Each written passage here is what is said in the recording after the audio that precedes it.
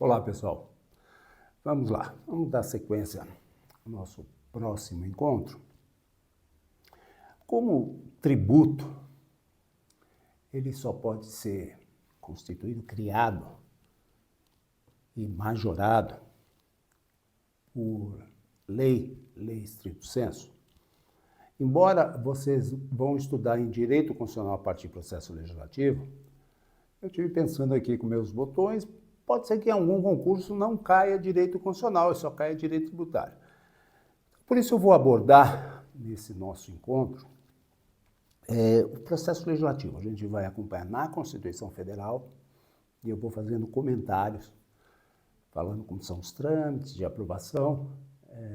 Repito, é importante também para direito constitucional, mas essas questões ligadas diretamente a direito tributário costumam cobrar a parte constitucional. Então, é bom esse domínio.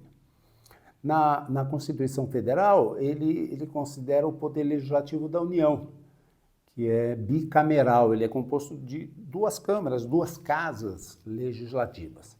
A Câmara dos Deputados Federais, que representam o povo, e o Senado Federal.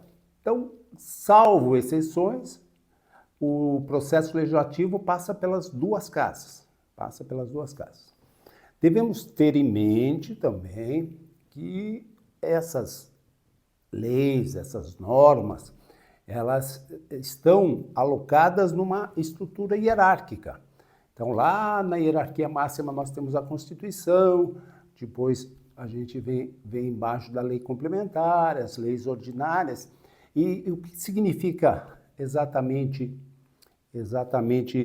essa hierarquia? Significa que as normas de hierarquia abaixo devem respeitar os ditames das normas de hierarquia acima. Por exemplo, uma lei ordinária não pode contrariar uma lei complementar. O direito tributário é importante porque a gente sabe que o Código Tributário Nacional hoje tem força de lei complementar. Ele, para ser alterado, ele só pode ser alterado por meio de uma lei complementar.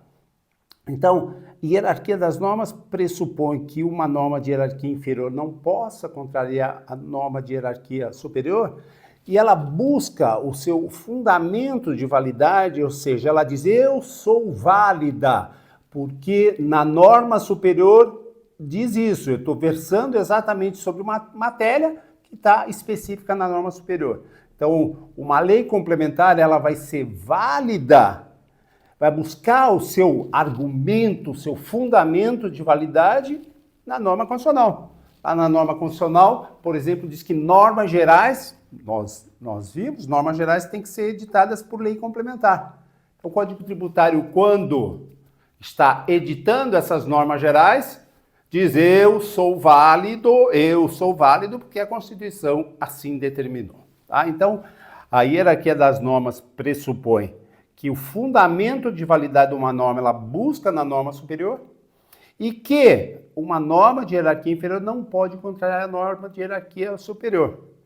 Ceso, aquele aluno mais curioso, deve estar pensando, mas e a Constituição não tem nenhuma norma em cima dela, ela é de hierarquia máxima, qual é o fundamento de validade dela?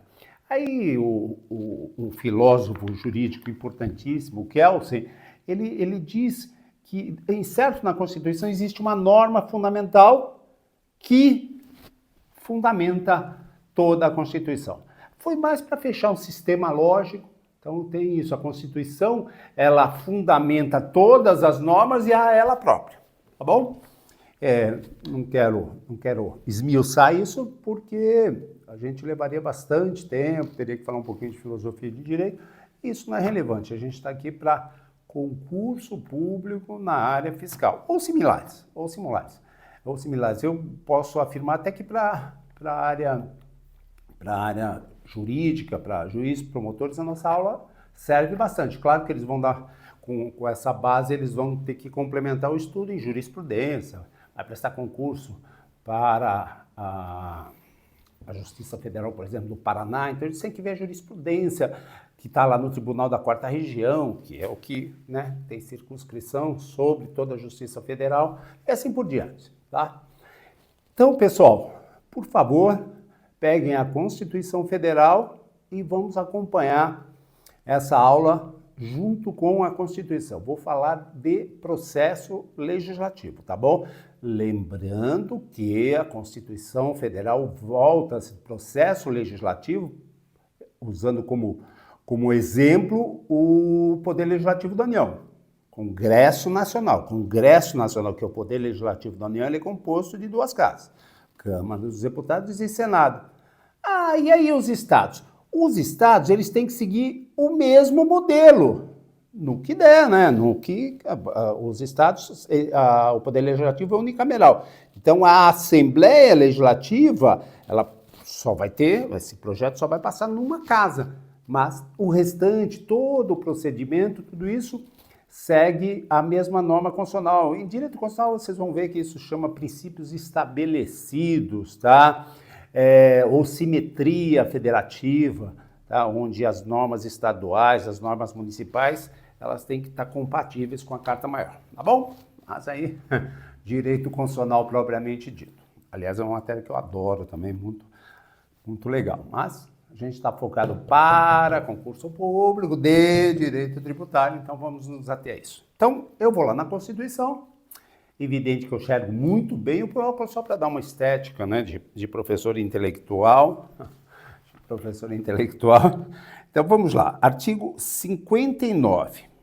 O artigo 59 da Constituição Federal diz: o processo legislativo compreende a elaboração de. E aí, do inciso 1 ao inciso 7º, são as normas primárias, quando nós falamos em normas complementares, não lei complementar, em normas complementares, ou seja, nas normas secundárias, nós estamos falando de normas de hierarquia abaixo dessas. A gente falar em instrução normativa, ela tem que estar de acordo com uma lei ordinária ou com uma lei complementar pertinente, tá? Porque ela é hierarquicamente inferior, tá bom? Aproveitando esse negócio de hierarquia, exatamente porque uma lei abaixo não pode contrariar a de cima, essa lei abaixo não pode revogar, tirar de vigência uma lei superior. Porque como é que você como é que você revoga uma lei? Ou você revoga expressamente, a lei número tal está revogada. Ou, como acontece mais vezes, o novo texto, a nova lei é incompatível com a lei anterior. Então, tem-se que a lei anterior é revogada. Ora, se o texto novo, a lei nova é incompatível, sinal que ela contraria a lei velha. Ora, uma lei de hierarquia inferior não pode contrariar a de superior, de jeito nenhum. Então, por isso mesmo, uma lei só pode ser revogada por uma lei de hierarquia igual ou superior. Uma lei complementar pode, por exemplo, dispor de maneira contrária de uma lei ordinária. Tá bom? Então vamos lá. Então, o processo legislativo compreende a elaboração de emendas à Constituição. Veja, como a Constituição ela é o alicerce de todas as normas, veja como ela obriga todas as normas que lhe seguem a ser conforme ela, então ela é o alicerce de toda norma, de todas as normas de um direito positivo brasileiro, né? Direito positivo é as normas que vigoram em determinado tempo em um determinado espaço. Então, o direito positivo nacional, ele é amparado, ele tem como alicerce a Constituição Federal. Mas as relações humanas, os valores, as relações sociais, elas são cambiantes, elas vão se trocando, né? Uma época, adultério era crime. Hoje, adultério já é uma questão não do criminal, de reparação civil, do direito civil, e tantas coisas. No começo do século passado, a mulher era considerada incapaz de votar, incapaz de participar. Hoje, já é um projeto para o homem ser incapaz. Brincadeira à parte, só quero demonstrar que esses valores da sociedade, eles são cambiantes, eles vão se trocando. Ora, se a Constituição é estanque, ela jamais vai poder acompanhar essa mudança de valores. Então, ela precisa ser alterada. Então, para que ela seja alterada, precisa de uma norma de hierarquia igual à Constituição. Então, criou-se a emenda constitucional. Até vale a pena a gente falar, quando a Constituição de 88 foi promulgada, foi elaborada, ela estava sendo elaborada até ser promulgada em outubro de 88, de 1988. Diz que esses constituintes, essas pessoas que compunham o corpo legislativo para editar uma nova Constituição, tinham poder constituinte originário. Então, quando está se criando uma Constituição, o poder de fazer essa nova Constituição se chama originário. Então, poder constituinte originário. Depois, a própria Constituição, a gente está vendo aqui, ela diz como ela pode ser alterada, como ela pode ser mudada. E aí, vamos ver se ela tem poder constituinte, vamos trabalhar para alterar a Constituição, diz que essas pessoas têm poder constituinte derivado. Então, quando os senadores, quando os deputados federais estão elaborando, estão aprovando uma emenda constitucional, diz que eles têm poder constituinte derivado. É questão bem importante também, grave, porque, embora não seja intimamente ligado ao direito tributário, mas concurso, por exemplo, da Receita Federal já perguntou várias vezes sobre a diferença de poder constituinte originário e poder constituinte derivado. Põe só na cabecinha. Constituição, quando ela é feita, poder constituinte originário. Qualquer mudança que se segue por emenda constitucional, poder constituinte derivado. Tá bom? Então tá aqui. Então veja, e ela põe até o terceiro inciso hierarquicamente, ó, emendas à Constituição, depois abaixo leis complementares, depois abaixo leis ordinárias. Do inciso 3 ao inciso 7º, todas têm a mesma hierarquia de lei ordinária. Todas têm a mesma hierarquia. Então, leis ordinárias, leis delegadas, medidas provisórias, decretos legislativos e resoluções. Como a gente vai estar abordando mais lei complementar, lei ordinária e medida provisória, deixa eu falar um pouquinho de lei delegada. A lei delegada, quem tem o poder de legislar é o Congresso Nacional. Mas o presidente da República pode pedir, olha, posso legislar sobre essa matéria? Se o Congresso Nacional concordar, ele delega a competência ao presidente. E esta lei chama-se lei delegada, Veja bem, hoje não existe, é só prefeito de concurso, porque o presidente não precisa nem pedir para legislar, tem um instrumento que é medida provisória, medida provisória mesmo, a hierarquia de lei ordinária, ele lança aí. Então, repito, lei delegada é histórico legislativo. Hoje não existe exemplos de lei delegada, exatamente porque o chefe do executivo tem o instrumento para legislar, que é medida provisória. Ah, é, professor? Medida provisória pode criar tributo? Pode, ela tem a mesma hierarquia de lei ordinária. Ela só não tem a força temporal que tem a lei ordinária. A lei ordinária aprovada vai vigorar até ser revogada. A medida provisória, ela vai produzir efeitos só num período, a gente vai ver, 60 dias prorrogado por mais 60, tá? E ela tem que ser convertida e aprovada pelo Congresso Nacional e aí convertida em lei. Quando ela é convertida em lei, é uma lei ordinária, ou lei ordinária de conversão de medida provisória. Tá bom? Então vamos lá. Então nós sabemos lei delegadas, medidas provisórias. A gente já vai falar de medidas provisórias. Decretos legislativos, é interessante o decreto legislativo, porque uma lei complementar, uma lei ordinária, ela é aprovada no Congresso Nacional, depois ela é remetida ao chefe do Executivo, ao presidente da República, que, se concordar, sanciona e produz um ato chamado sanção. É a concordância com o projeto de lei. E aí a sanção, ele manda publicar e, dependendo se tiver estabelecido um prazo, vai entrar em vigência, vai vigorar a partir desse prazo, ou se não tiver estabelecido esse prazo, 45 dias após a publicação, tá? Já que eu falei vigorar, vigorar esse ato está apto a produzir seus efeitos. Apto a produzir seus efeitos. Não está ainda produzindo os seus efeitos. Vamos dizer que eu dei uma lei, uma norma para vocês, tá? Se você não assistir a aula inteira sem interrupção, vou lhe dar um castigo. Vai ter que ficar 1 hora junto com a sogra. Castigo sério, né? Porque é importante a gente ter atenção, ó. Veja, quando eu dou essa norma, publico, falo para vocês, né, alunos, esta norma está apta a produzir seus efeitos. Mas não produziu, você ainda não interrompeu a aula, você está assistindo a aula bonitinha. Aí daqui uma semana você interrompeu a aula, você interrompeu, tá? Aí, opa, já está vigorando, então ela vai ter eficácia. Aí você é castigado com 1 hora junto à sua sogra. Tá bom? Muito bem. Vigência, eficácia, publicação, sanção presidencial. Agora, o decreto legislativo é matéria exclusiva do Congresso Nacional.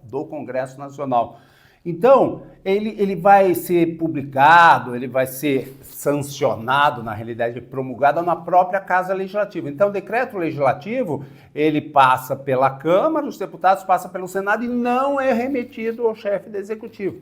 Quer ver um bom exemplo para efeito de direito tributário?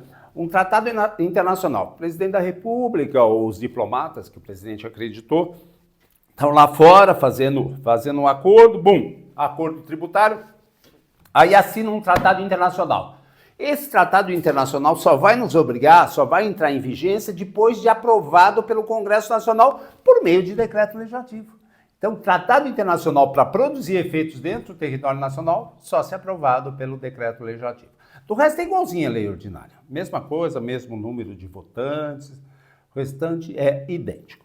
Aí depois do decreto legislativo nós temos resoluções. Resoluções são matérias exclusivas de uma das casas, ou matéria exclusiva da Câmara dos Deputados, ou matéria exclusiva do Senado Federal, tá? Aí só passa nessa casa, não remete para a segunda casa, nem muito menos para que o presidente da República possa sancionar. Tem um exemplo de resolução importante na Constituição, que é a resolução do Senado, para evitar guerra fiscal. Então, as alíquotas máximas e mínimas do ICMS, que é o imposto estadual, são fixadas por resolução do Senado, tá? A máxima pode ser, as mínimas são fixadas, efetivamente, tá? E aí também fixa a resolução quando há exportação. Hoje não dá nem para falar, porque praticamente todas as exportações são livres de impostos. Depois a gente vai abordar isso, tá? Se vocês quiserem só de curiosidade, porque o aluno é curioso mesmo e é importante que o seja, tá? Nós vamos lá. Ó, no artigo 155, inciso 5, ó, é facultado, tá?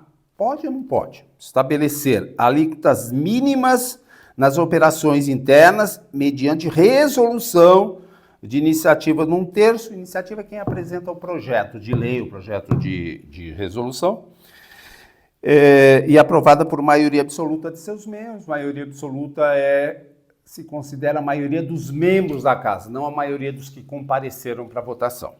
E também é facultativo fixar alíquotas máximas das operações para resolver conflito específico que envolva o interesse dos Estados, mediante resolução de iniciativa da maioria absoluta e aprovada por 2/3. O que é obrigatório, efetivamente, está lá no inciso 4. É uma resolução do Senado, aí de iniciativa do presidente, ele que apresenta o projeto de resolução, ou pode ser 1/3 dos senadores, tá? 1/3 dos senadores, aprovada por maioria absoluta de seus membros, que deve estabelecer alíquotas para as operações e prestações interestaduais e de exportação, tá? Então, regra geral, as alíquotas, regra geral, tá? Tem diferença evidente, mas a maioria das alíquotas internas, ou seja, uma loja vende para um consumidor dentro de São Paulo uma camisa, aí essa alíquota é de 18%. Agora, uma fábrica de São Paulo vende para um atacadista de Goiás. Aí o que se tem é uma alíquota externa, uma alíquota interestadual. Essa alíquota interestadual costuma ser de 12%, fixada por resolução do Senado. Tá bom, pessoal? Maravilha? Importantíssimo. Eu também, muitos alunos devem estar questionando, pô, mas vai ter reforma tributária, professor, né? Vai mudar muita coisa. Tendo a reforma tributária aprovada, porque para concurso vale a lei vigente no dia da publicação do edital. Tendo, aí eu retiro essas aulas próprias de impostos, tá? Retiro e aí eu coloco os tributos previstos aí pela reforma tributária, tá bom?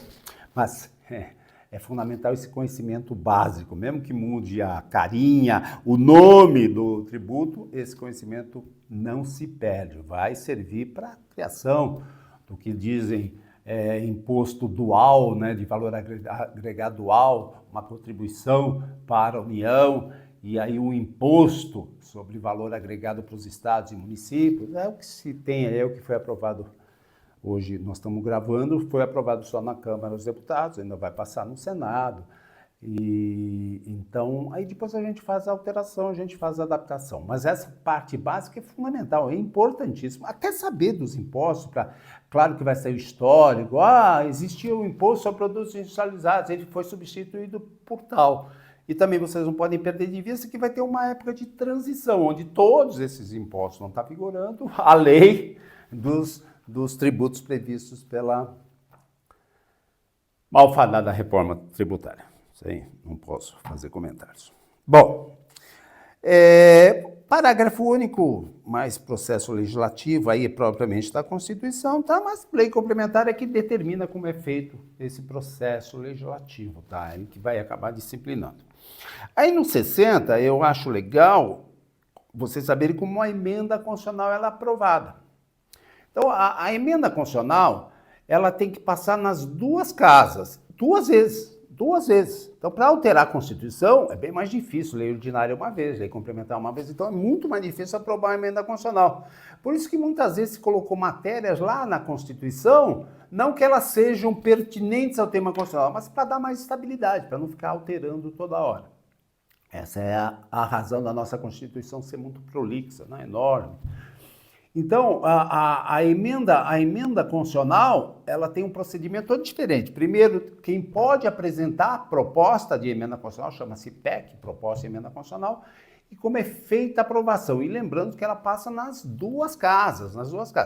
E não vai para o presidente da República, ali ela vai ser promulgada, tá bom? O presidente da República ele só tem o poder, a competência de apresentar uma PEC. Ele tem também, assim como 1/3 do Senado ou da Câmara. Vamos lá. A Constituição poderá ser emendada mediante proposta de 1/3, no mínimo, dos membros da Câmara ou do Senado. 1/3 dos senadores ou 1/3 da Câmara. Hoje temos 513 deputados federais e 81 senadores. O presidente da República pode apresentar a PEC, a proposta só. Depois vai ser deliberado, vai ser alterado, vai ser mudado até ser aprovado o texto final no Congresso Nacional. E mais da metade das assembleias legislativas, tá? Então, nós temos 26 estados e o Distrito Federal. Então, contamos 27 assembleias. Então, pelo menos 14 assembleias têm que apresentar a proposta, assinar a proposta. Então, mais de metade das assembleias legislativas das unidades da federação manifestando-se cada uma delas pela maioria relativa dos seus membros. É bom a gente ter essas expressões, tá? Maioria, quando se diz que um texto tem que ser aprovado por maioria absoluta, considera-se que é a maioria dos membros da casa. Então, digamos que está sendo deliberado um determinado texto que exige maioria absoluta. Aí os membros da casa, 500. Ou para visualizar matematicamente melhor. 500. E aí no dia da reunião, para votar, comparecem 300. Desses 300 vão ter que dizer amém, porque é maioria absoluta, metade dos membros da casa. Então, desses 300, 250 vão ter que dizer amém. Sim. Já quando é exigido maioria relativa, como é pela resolução, decreto legislativo, leis ordinárias, é assim, a metade mais um dos que compareceram no dia da reunião. Então, para maioria relativa nós temos 500, mas compareceram 300. Então, 151 vão ter que votar favoravelmente. Ou seja, a maioria desses presentes. Professor, Eu escutei falar que uma lei ordinária pode ser aprovada até por um membro. Se esses 300 compareceram, 299 se abstiveram e o votou favorável, aí é aprovada porque exige maioria relativa. Tá bom, pessoal? Então vamos lá. Continuando. A Constituição não poderá ser emendada, essa é matéria de constitucional, quando tiver intervenção federal, o Estado de sítio e o Estado de defesa. A proposta será discutida nas duas casas em 2 turnos, tá? Aprovou uma vez, vai ter que aprovar outra, vai para outra casa, aprova uma vez, vai ter que aprovar outra, tá? Rejeitou numa, morreu, tá? Não se aprova. Também é legal, ela é promulgada nas casas, tá? No parágrafo 4º, nós temos que a emenda constitucional pode alterar a Constituição. Ela só não pode alterar a previsão aqui do parágrafo 4º do artigo 60. Não pode mexer, não pode ser alterado, isso não pode ser alterado. Essas cláusulas que não podem ser alteradas nem por emenda constitucional, chamam-se cláusulas pétreas. Cláusulas de eternidade. Mas, para o concurso, cláusulas pétreas. E é bom vocês darem uma decoradinha nisso, tá? É importante. Mesmo para direito tributário.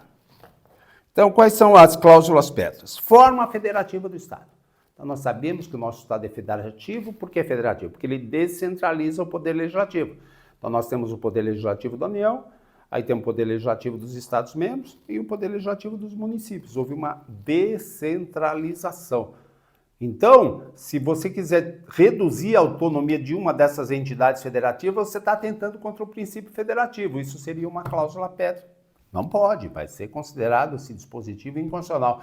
E se for por uma emenda constitucional, dá para chamar uma emenda constitucional de inconstitucional? Sim. Dá para chamar uma emenda constitucional de inconstitucional, quando ela versa sobre cláusulas pétreas, tá? Alterando, mudando. E aí nós temos o voto direto, secreto, universal e periódico, a separação dos poderes, né? Nós temos os 3 poderes, legislativo, executivo e judiciário, tá? Que devem viver em consonância, em harmonia, só um controlando o outro, aquela teoria do peso e contrapesos do Montesquieu, que, salvo engano, eu já abordei na primeira aula. E direitos e garantias individuais. Em direito tributário a gente tem o princípio da anterioridade, que a gente ainda vai ver que é considerado uma garantia. Princípio da legalidade, princípio da isonomia são garantias ou direitos fundamentais que não podem ser alterados por emenda constitucional. Tá bom? Muito bem, aí mais uma questãozinha, tá menos relevante para nós, a matéria constante de proposta de emenda rejeitada não pode ser objeto de nova proposta na mesma sessão legislativa no mesmo ano, tá bom? Sessão ordinária dia, sessão legislativa ano, legislatura, o prazo de mandato, no caso dos deputados 4 anos, no caso dos senadores 8. Maravilha? Então vamos lá, veja. Aqui fala-se, a iniciativa das leis complementares ordinárias, ou seja, quem pode apresentar um projeto de lei ordinária ou um projeto de lei complementar. Cabe a qualquer membro ou comissão da Câmara dos Deputados, do Senado Federal, ou seja, um senador pode apresentar, ou um deputado pode apresentar, diferente da emenda constitucional, no mínimo 1/3, ou do Congresso Nacional. Ao presidente da República, o presidente pode apresentar projeto de lei, Supremo Tribunal Federal, tribunais superiores, Procurador-Geral da República, e existe a iniciativa popular. Os cidadãos, a gente pode fazer um abaixo-assinado e apresentar um projeto de lei na forma, nos casos previstos na Constituição. Beleza? Aqui no parágrafo 2º, mais abaixo, veja, a iniciativa popular pode ser exercida pela apresentação à Câmara dos Deputados de projeto de lei subscrito, abaixo assinado, por no mínimo 1% do eleitorado nacional. Mas não adianta estar 1% só no Estado, tem que estar espalhado, ó. Distribuído pelo menos por 5 estados. Então, esse 1% deve ser apurado, tá? Pelo menos em 5 estados. 0,1 mais 0,2 mais 0,2, aí deu 1%, mas ele tem que estar distribuído em 5 estados, no mínimo. com não menos de 0,3% dos eleitores de cada estado. Então, digamos que 5 estados. Um desses é o Paraná. Aí o Paraná, ele assinou por 0,2% do seu eleitorado. Mesmo que a soma dê 1% do total, já não vale. Tem que ser, cada estado tem que se manifestar no mínimo por 0,3%. Tá bom? E aí tem algumas proibições ali, que é matéria de Congresso Nacional. Então, deixar bem registrado. Lei ordinária, tá? Ela é aprovada por maioria relativa. Então, começa numa casa, pode começar no Senado ou na Câmara dos Deputados, depende de quem tem iniciativa. Aí, aprovada numa casa, por maioria dos membros compareceram, vai para outra casa e aí vai para a sanção presidencial. A lei complementar, maioria absoluta, tá? Então, primeira votação tem que ser a maioria dos membros da casa, independe de quem compareceu na reunião lá na votação. Aí vai para outra casa, mesmo procedimento, aí vai para a sanção presidencial. Decreto legislativo igualzinho à lei ordinária, só que não vai para a sanção. Resolução, maioria relativa, mas aí só numa casa. Medida provisória, que é uma matéria bem importante e bem cobrada na área tributária. Está aqui no artigo 62.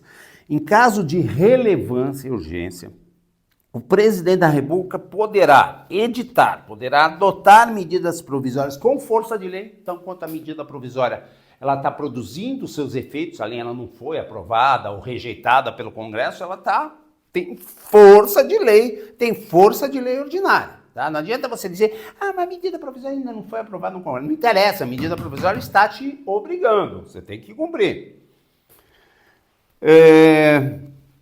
Devendo submetê-las de imediato ao Congresso Nacional. Editou, está com força de lei, a lei bonitinho, e aí o Congresso Nacional vai deliberar sobre esse tema.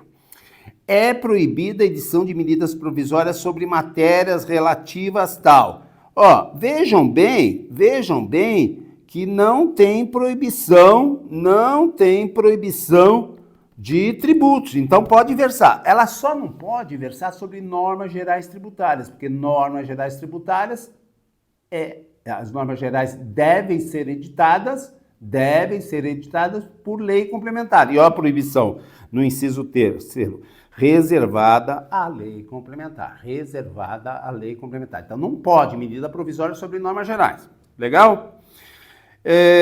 Medida provisória que implica instituição majoração de impostos só produzirá efeitos no exercício financeiro seguinte, se houver sido convertida em lei. Então, uma medida provisória que verse sobre aumento de imposto de renda em 2022. Aí ela não foi aprovada no Congresso Nacional. Então, digamos que ela só vai ser aprovada em 2023.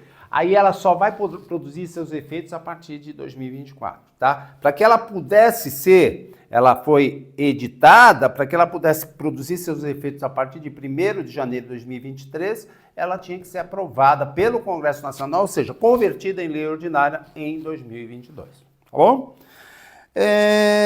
Medida provisória, as medidas provisórias, parágrafo 3º, perderão seus efeitos se não forem convertidas em lei no prazo de 60 dias, prorrogável por 60. Tá? Veja, digamos que se edite uma medida provisória